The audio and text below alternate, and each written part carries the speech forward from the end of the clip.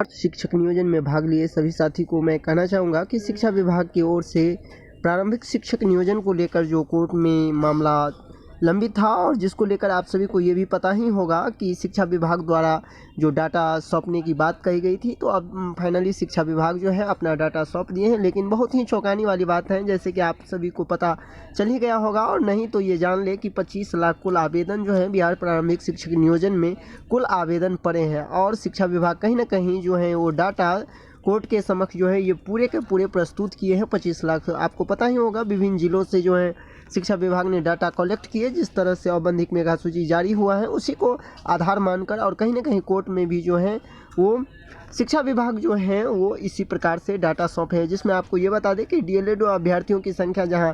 12 लाख से अधिक की बात कही गई है, वही हम बात कर ले यदि बीएड अभ्यर्थियों के तो 13 लाख से अधिक। और ये डाटा आपको बता दें कि 1 to 5 के लिए ही है। 1 to 5 में कुल इतने आवेदन पड़े हैं। आप सभी को पता होना चाहिए कि बिहार में लगभग सभी अभ्यर्थी जो हैं 100-200 आवेदन किए हैं। ऐसे में जो शिक्षा विभाग 25 लाख का जो डाटा कहीं ना कहीं कोर्ट के समक्ष जो प्रस्तुत किए, ये अभ्यर्थियों के लिए आने वाले समय में कहीं ना कहीं ये जो है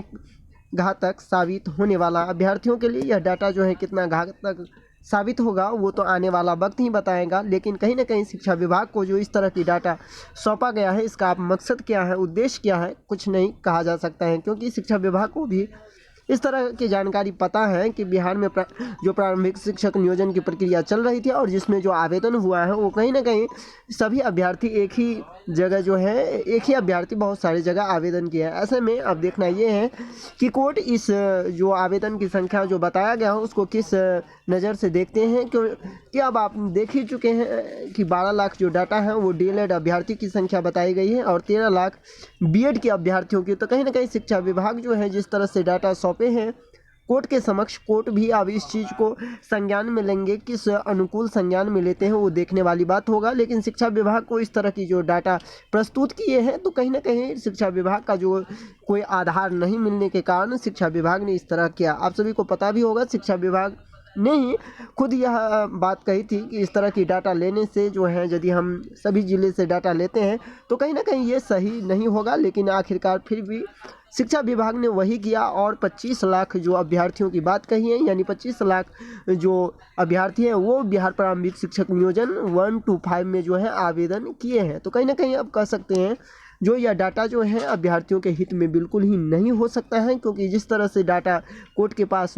गया है तो कोर्ट इस बात को नहीं समझ यदि पाएंगे सही रूप से, तो फिर देखने वाला बात है कि जजमेंट में अब इसका क्या कुछ प्रभाव पड़ता है। क्योंकि आपको पता ही होगा कोर्ट के पास जैसे ही इस तरह की डाटा पहुंचते हैं तो कोर्ट में जो कुछ भी डाटा जो है वो सही मायने में प्रस्तुत करना होता है। ऐसे में अब देखना ये है कि कोर्ट इस चीज़ को किस अंदाज में लेते हैं और कोर्ट इस पर अपना क्या रुख अपनाते हैं, क्योंकि कहीं ना कहीं जो अभ्यर्थियों की संख्या है वो बहुत ही ज़्यादा अधिक है।